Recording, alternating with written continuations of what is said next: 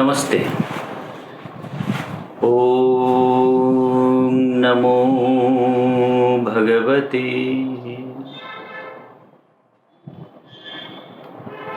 We are continuing with the episodes on core significance of spiritual life and spiritual center on earth. And today we are in episode 2, but the subject is very interesting. That is the eternal significance of our existence. We exist on this earth, but what is the eternal significance of this existence? So the mother has already mentioned in the last episodes. We have seen that mother has told quite a few messages on Sri Aurobindo, and in that she has told already that Sri Aurobindo is the emanation of the Supreme, and his birth is the birth of the eternal. So let's go on listening the Supreme in the words of Sri Aurobindo and the Mother in these consecutive episodes. We'll start with the invocation of few verses of Sri Aurobindo's Savitri, which is very pertinent to this subject, and that is from the book of the Double Twilight.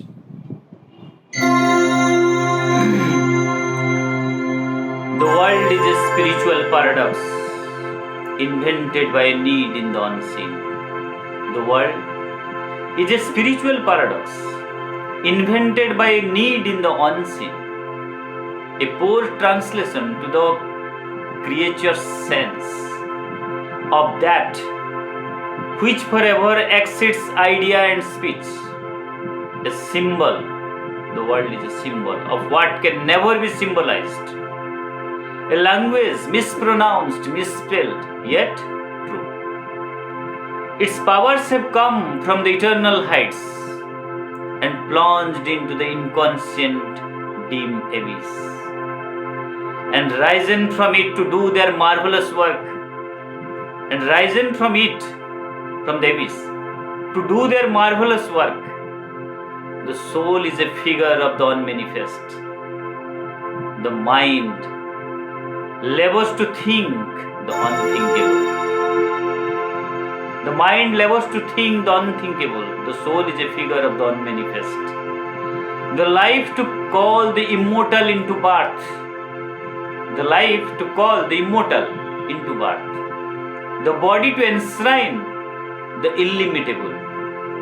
The world is not cut off from truth and God. So this is what is the task of the existence of ours on this earth and on this universe. In fact, when we look at the mankind and the compass of its work schedules, you may land up to questions like whether man should run for transient life or an eternal life on earth. What is the object of his actions and achievements on earth? Very often you would find those human actions oriented towards the achievements of the transient goal of life on earth. But today's discourse would be only about the eternal goal of life of man, not the transient achievements of life of man. The eternal goal of life of man we are going to take up in these episodes. It is one of the most mysterious subjects for the entire enlightened human being on earth. Hence, the divine's answer about the eternal status of man in the eternity. Status of man in the eternity would be the most worthiest gift to the mankind. There cannot be any more gift to understand what eternally we are. Whether we are meant for this little life to start and end up like this, or we do exist eternally, and for what purpose this earth? To know about our inner and outer existence, physically, mentally, emotionally, and spiritually, we need a process of realization. We are here to realize, not to pass time alone. without any sense of struggle, experience, and realization in life, the true sense of our eternal existence can never be explored. Moreover, to realize the spiritual or eternal existence of life, one is to aspire and practice a journey of wider ways of association of life with the vast unknown around us. Mostly, people are happy and content with very limited sphere of realization of this particular life, with whatever the consequences they may have to pass through in the game of life. Among men, very few adventurers are there who apply the whole experiment on themselves to discover their true existence in this vast universe, in the space of eternity. Rest bothers for nothing other than their basic living on earth like all other fellow species. They just pass through lives after lives on this earth without ever knowing why they do come and why they go away. Consciously, we are conscious yet, but to a state of unconsciousness or passing away from this earth.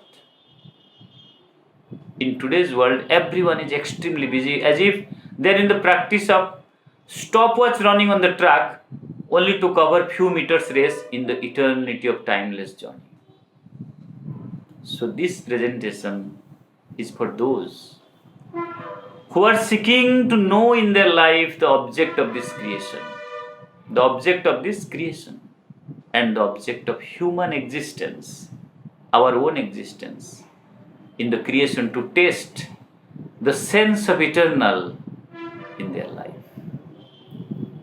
This is one of my best subjects, and I was so curious from my childhood to know what is the object of creation. So I am presenting this with all happiness and joy, that let us listen how the Supreme has presented in the words of Sri Aurobindo and the Mother. There are two aspects of realization we can perceive. One is the inner universe within us through introspection, and another is outer part of physical creation, as we see. Both are unfolding itself through the progress of an evolutionary process.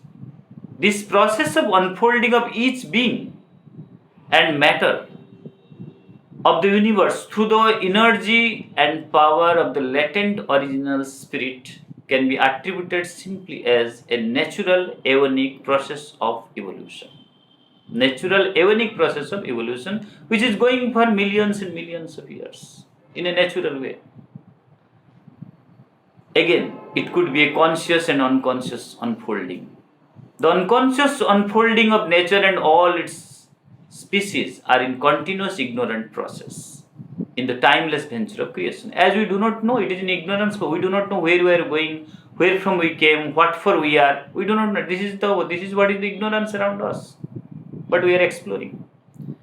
When the same phenomenon of effort, consciously by the human being, directed towards an inner journey, discovery, manifestation, and transformation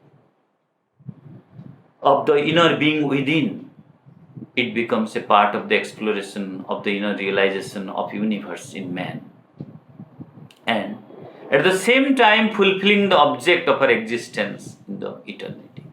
So it is an inner realization of the universe in man, as we see outside the universe, and at the same time fulfilling the object of our existence in the eternity. Now we'll hear from Sri Aurobindo and the Mother the spiritual or eternal need of entire creation, why the creation is, which will enlighten us completely in a true direction of spiritual significance of our existence. The spiritual significance of our existence, that is the subject today. Hence, please listen attentively each word presented herewith. First, I will take up, as Sri Aurobindo has told in Essays Human and Divine. It's very interesting. Sri Aurobindo is telling, all life here is a stage or a circumstance. In an unfolding progress, in an unfolding progressive evolution of a spirit, that has involved itself in matter and is laboring to manifest itself in that reluctant substance. This is the whole secret of earthly existence. So Sri Aurobindo is telling all life is a stage or a circumstance on this earth. Earth is a stage, and here the life is a circumstance on this earth. But what it is doing, it is unfolding progressive evolution of a spirit. There is a spirit within. So it is unfolding the progressive evolution of the spirit that is involved itself in matter. The universe, if we see as a matter, so it has involved itself in that and is laboring. That is what is the struggle of every species on earth. Laboring to manifest itself in that reluctant substance. But the substance is reluctant. It doesn't want. It is in inertia, it is in ignorance, it is in inconscient, it is reluctant. This is the whole secret of earth. So why we are here? We are here to labor to manifest that unfolding progressive evolution of the spirit. Showing the telling, but the key of that secret is to be found in life itself, not in the life itself or body itself. Its hieroglyph is not in embryo or organism, for these are only a physical means or base. So we cannot find in this physical, in our neither through our body, nor through the organism. The one significant mystery of this universe is the appearance and growth of consciousness in the vast mute unintelligence of matter. So what is the mystery actually? What is the mystery? The appearance of growth of consciousness. There is a consciousness which you cannot see in the body. You cannot see in the physical matter, but this exists, you feel it, you know it, you perceive it. There is a consciousness in which is awakened. There is something, the appearance of the growth of consciousness in the vast, mute unintelligence of matter. The matter is unintelligent and mute. It doesn't have word, but there is a consciousness which has created the words in the matter. The body speaks. We are using the words. So that was a once mute unintelligence matter, but it is manifesting, unfolding in the evolution process. The escape of consciousness. So there is a consciousness, appearance and growth of consciousness. That is the spirit. That it wants to escape, come out from this. The escape of consciousness out of an apparent initial inconscience. The escape of consciousness out of an apparent initial inconscience where it was. But it was there all the time, masked and latent. This consciousness is masked and latent. It was all there all the time. But the inconscience of matter is itself only a hooded consciousness. The inconscience of matter, what you see is only a hooded consciousness. It is a covered. It struggles to find itself. It's reaching out to its own inherent completeness. What it is struggling? It's struggling to reaching out to its own inherent completeness. It is incomplete. So it knows that it has to be complete. Perfection, joy, light, strength, mastery, harmony, freedom. This is the prolonged miracle and yet the natural and all explaining. It is really miracle, yet the natural and all explaining. Whatever you see in the growth of the evolution, we have seen the completeness, perfection, joy, light, strength, mastery, harmony, freedom. This is the prolonged miracle. It took a long time, but this is a miracle. But yet the natural and all explaining phenomenon of which we are at once the observers, and what we are in that? We are the observers and also a part, instrument and vehicle. A consciousness, a being, a power, a joy was here from the beginning, darkly imprisoned in this apparent denial of itself. It is darkly imprisoned in this apparent denial of itself. This original night. Imagine the time when there was sun, there was day, everything was visible and everything was in a active condition. The moment the darkness comes, the horror comes, fear comes, nothing visible, and no action. But today, through the evolution process, through the unfolding of the manifestation, man has turned everything to light. Even the darkness, you can see the light. You can enjoy the darkness. You can you can bring the beauty in the darkness. So we see everything. This is what is the unfolding of the manifestation of the Spirit. So that is that which is and was forever. Sri Aurobindo is telling that which is and was forever, free, perfect, eternal, and infinite.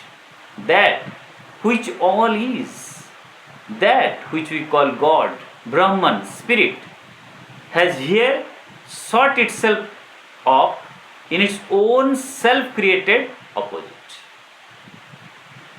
So it is a very contradictory. That is why it is told this world is a spiritual paradox. The first line of Savitri, that is why.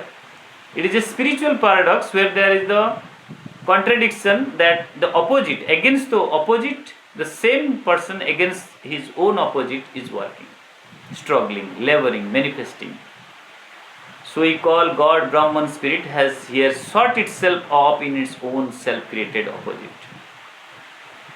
The omniscient has plunged itself into nescience. The omniscient, all-powerful, omnipresent. Yes, the omniscient has plunged itself into nescience. Through whom? Through all these species. Through the matter. Through all these species, through the lives. Through us.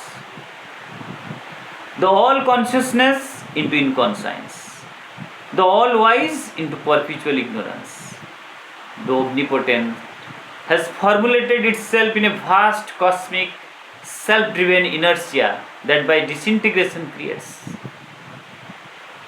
By disintegration it creates. It has disintegrated. That is what is the creation. And the infinity is self-expressed here in a boundless fragmentation. The infinity is self-expressed here in a boundless fragmentation. Small fragmented. All species, all animals, all plants, trees, atoms, everything you see today, and even the human being, is all the fragmentation of that infinity, is self-expressed here in a boundless fragmentation. The all blissful has put on a huge insensibility out of which it struggles. We are covered with insensibility, and it struggles by pain and hunger and desires. So by pain, you feel the sense. By struggle, by hunger, and by desire, you achieve. You become active. You move from inertia to the activeness. And sorrow. So the all blissful has put on a huge insensibility out of which it struggles by pain and hunger and desire and sorrow. Elsewhere the divine is. Here in physical life, in this obscure material world, it would seem almost as if the divine is not, but is only becoming. So it is not divine, it is becoming the divine. This gradual becoming of the divine out of its own phenomenal opposites. Out of this own phenomenal opposites is the meaning and purpose of the terrestrial evolution. This terrestrial evolution, this earth evolution. So this is the gradual becoming of the divine. So what we are all? We are really all the divine only. We are not manifested. And when we see something which is fully bloomed or fully manifested, we say, oh, it is divine. This person is divine. This is divine. This is divine atmosphere. Because it is manifested. And we are also in the same row, but we are not yet manifested fully. So this phenomenon which is going on in this terrestrial evolution, so this gradual becoming, so the purpose of our existence is to gradual becoming of the divine out of its own phenomenal opposites is the meaning and purpose of the terrestrial evolution. Evolution in its essence is not the development of a more and more organized body. To make a perfect body, that is not the only essence. Or a more and more efficient life. like a smart man, like a smart life. That is also not the object. That is not the only object. These are only its machinery and outward circumstance. It has happened in outward circumstance. This is how the development has happened. Evolution is the strife of a consciousness. We are not catching the point, but there is a consciousness which is somnambulist in matter, to wake. And we free and find and possess itself and all its possibilities to the very utmost and widest, to the very last and highest. So it is exploring the consciousness which is somnambulist in matter to wake and be free and find and possess itself. It wants to find itself, it wants to possess itself, it wants to remain with itself and all its possibilities. What it can be anything, it can be omnipotent itself. To be to the very utmost and to be to the very utmost and widest, to the very last and highest. Evolution is the emancipation of a self-revealing soul. This evolution where we are a part, so we can say each one of us is an emancipation of a self-revealing soul, secret in form and force, the slow becoming of a Godhead. The slow becoming of a Godhead. In evolution is very slow, but becoming of a Godhead, the growth of a spirit. In this evolution, the growth of a spirit. In this evolution, mental man is not the goal and end. See, when a lamp is glowing, if you put more oil, it illumines more. So similarly, the spirit also, when through experiences, through the evolution process, it grows more, it illumines more. So in this evolution, mental man is not the goal and end. What we see the mental man as we are, speaking and thinking and planning and mastering. So in this evolution, mental man is not the goal and end and not the completing value, the highest class significance. He is too small and imperfect to be the crown of all this travel of nature. The nature which has put such a hard, laborious experiment in the millions of aeons. And for that, Sri Aurobindo is telling, don't think that this is the highest, last significance, what we see the mental man. He is too small and imperfect to be the crown of all this travel of nature. Man is not final, but a middle term only, a transitional being, an instrumental, intermediate creature. It is an intermediate creature, a transitional being. If this man can achieve this much, then imagine what can be achieved through the possibilities of this spirit, which is latent in the inconscient. When it will go through all the possibilities, what not it will be. So now, it is Sri Aurobindo's words, that's why I tried to explain a little bit. I tried what I have perceived, so in that manner, as I have assimilated within me, so that I wanted to explain. Let's go to the now mother, how beautifully and simply, in a very natural way she is explaining. I don't need to explain, you will understand by yourself. The mother is revealing here the entire secret of existence, which I am going to put it before you, of individual entity to terrestrial world to this universe as a part of one another. It is very interesting to know from her words the story of creation, or otherwise it is very difficult for the mind to comprehend these vast timeless happenings and movements. This creation is a vast timeless happenings and movements. It is very difficult to comprehend in the mind, but you listen from the mother and you will, like a child, she narrates the story and you may comprehend beautifully such a high secret of the creation in such a simple way. So someone is asking the question to the mother, sweet mother, what does cosmic spirit and cosmic nature mean? Cosmic is the synonym of universal. But what does cosmic spirit mean? Mother is answering, cosmic spirit? It is the cosmic spirit, it is the universal spirit. It is the spirit that is in the whole universe. There is a universe. Imagine. You know what the universe is. Well, this universe has a spirit. This entire universe has a spirit, Mother is telling. And this spirit is the cosmic spirit. This universe has a consciousness, and its consciousness is the cosmic universal consciousness. One may very well imagine that the universe is only an entity in something which is still vaster. So the thing is, universe contains so much solar system, so much planets, planets in such a solar system, so many solar system in one galaxy, then so many galaxies in one universe. But even then, we feel that still then, if universe is an entity in a something which is still vaster, you can imagine, as the individual is only an entity in a much vaster totality. So individual is a small entity out of, say, you can say 750 crores people on earth.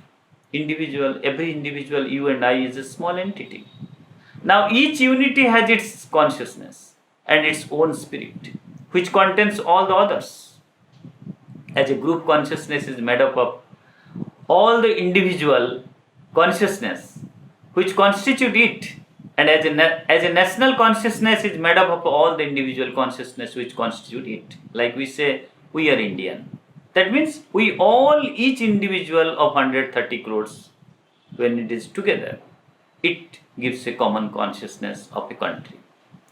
What it constitutes. So each constitution, we are a unit of it. So, and something more. The individual is only an element in the whole. Even as the earth is a part of a solar system, and the solar system makes a part of all the system of the universe, as I told. So just as there is an individual consciousness, there is a group consciousness and a consciousness of the system, a universal consciousness which is made up of the set of all consciousness composing it. So just imagine, what is the consciousness of the humanity as on today in totality?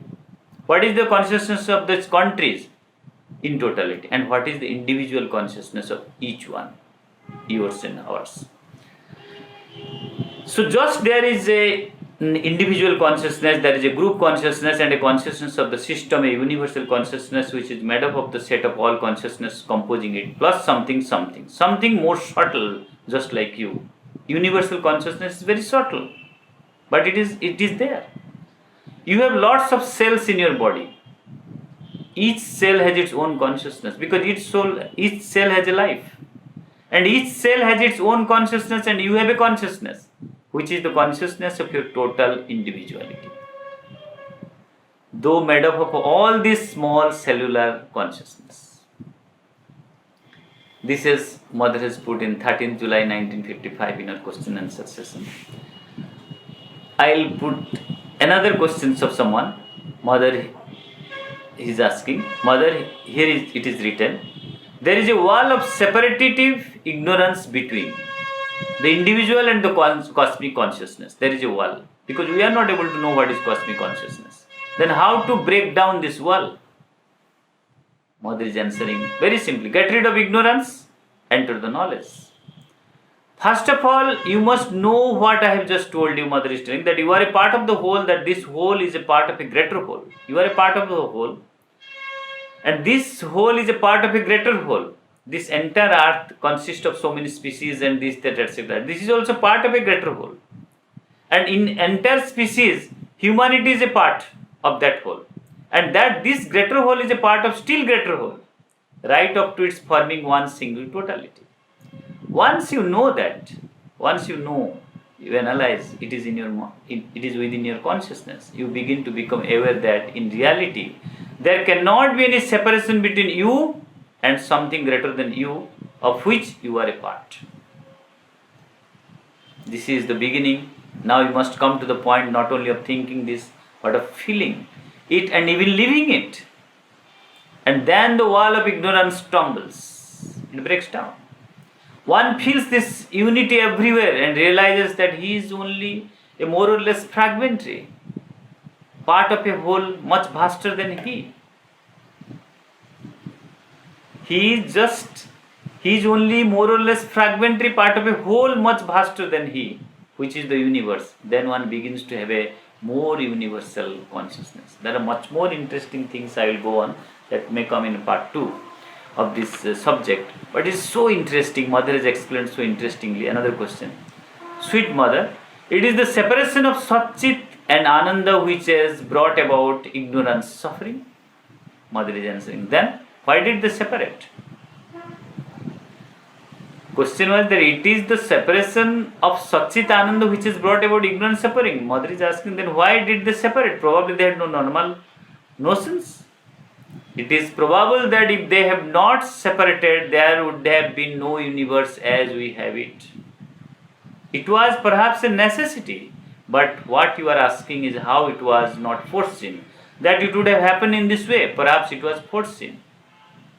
It could have turned out well, it turned out badly. So there are accidents. So the accident can happen, and it could be an accident. Mother is telling, so long as you want to apply your mental, moral notions to the creation of the universe, you will never understand anything about it. Never. Because from all sides and in all ways it goes beyond these conceptions. Conceptions of good and evil. And these things, all the mental, moral conceptions we have cannot explain the universe. What we have, it cannot explain the universe. And for this part of ourselves, which indeed lives in a total ignorance, all that can be said is things are like that because they are like that. One cannot explain them because the explanation one gives are those of ignorance and explain nothing at all. Very interesting, Mother is telling. The mind explains one thing by another. This other which needs to be explained is explained by another still. Through mind, when I want to explain, I have to take another word. That is also from mind. And that other which needs explanation is explained by another. And if you continue in this way, you can go all round the universe and return to the starting point without having explained anything at all. So the mind cannot understand. No questions can really solve this issue. So you have to pierce a hole. Rise in the air. You have to pierce a hole. Rise in the air. From your mind, you have to pierce a hole, rise in the air and see things in another way. Then like that one can begin to understand. So let's simply listen how Mother is presenting. But you cannot understand and be something unless it is in you. If you do not have the knowledge, inbuilt knowledge of God-given music within you, you can never understand what is the musical theories we go on explaining you. Because it is latent within you, then you understand. Similarly, Mother is telling you, you cannot understand and be something unless it is in you in some way or the other, or you are in it. It is the same thing, isn't it? However, to make you understand more easily, I can say it is because it is in you, because it is a part of your consciousness, somewhere. Otherwise, you could never become aware of it. If one did not carry the divine within oneself, if one did not carry the divine within oneself, in the essence of one's own being, one could never become aware of the divine. It would be an impossible venture. And then if you reverse the problem, the moment you conceive and feel in some way or other, or even to begin with, admit that the divine is in you. To begin with, Mother is telling to begin with, admit that the divine is in you, as well as you are in the divine. Then already this opens the door to realization, just a little, not much, slightly as that.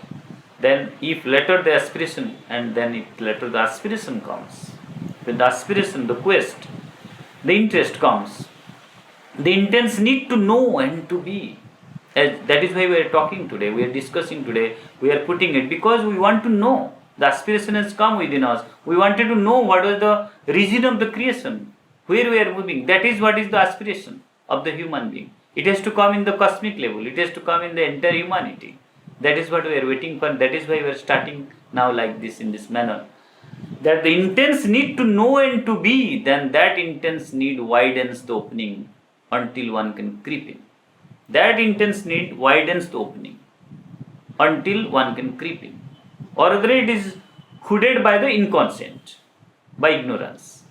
So then the door opens through aspiration. Then when one has crept in, one becomes aware of what he is. When you crept in, inside the divine, then one becomes aware of what he is. And that's exactly what Sri Aurobindo says, that one has forgotten. That due to this separation of Sat Chit Anand, forgetfulness comes. Forgetfulness of what one is. Means I don't remember. I ask normally a child of 10 years old, tell me where you were before 10 years. So it is a natural process that we forget our existence. So today that's what we are discussing. Mother is telling, one thinks oneself to be somebody. You see anyone at all, a boy, a girl, a man, a woman, a dog, a horse, anything at all, a stone, the sea, the sun, one believes oneself to be all this, instead of thinking oneself the one divine. Because in fact, if one had continued thinking oneself the one divine, there would have been no universe at all. So you can understand, if we feel the divine is only one, fixed, then there would not have been any so much of creation, so much of multiplicity, so much of separation. It is because the divine is in everything. Every individual is divine, every species is divine, every element, everything is divine only. That is why the universe is created. So simply, Mother is explaining that instead of thinking oneself the one divine, actually the divine one is multiple in different personality.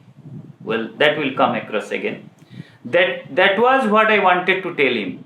Mother is telling that this phenomenon of separation seems to be indispensable for a universe to be there. This phenomenon of separation seems to be indispensable for a universe to be there, however ugly it may look. Otherwise, it would always have remained as it was, only one, static. But if we re-establish the unity, after having made it pass through this curve of the graph, going up, down like this.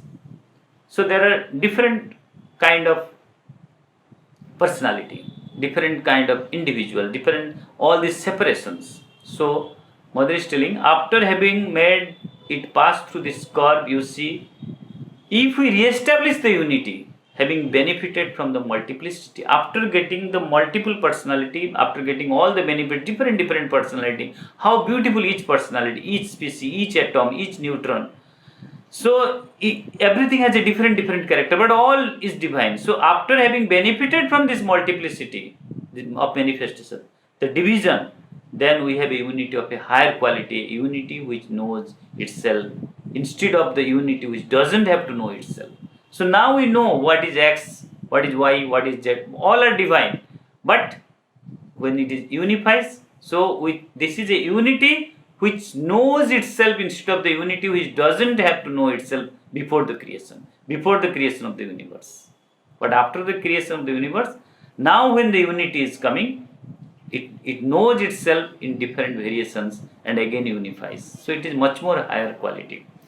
For there is nothing which may know the other. When the oneness is absolute, who can know the oneness? We must at least be able to have an image, an appearance of something which is not it in order to understand what it is. I believe that this is the secret of the universe. Because we never know what that absolute is. And this is the secret. When you try to know that, you unify, we try to get out of that. So you become that. I believe that this is the secret of the universe, Mother is telling. Perhaps the divine wanted really to know himself. So he threw himself out and then looked at himself. He threw himself out like an emanation. He threw himself out and then looked at himself. And now he wants to enjoy this possibility of being himself with the full knowledge of himself.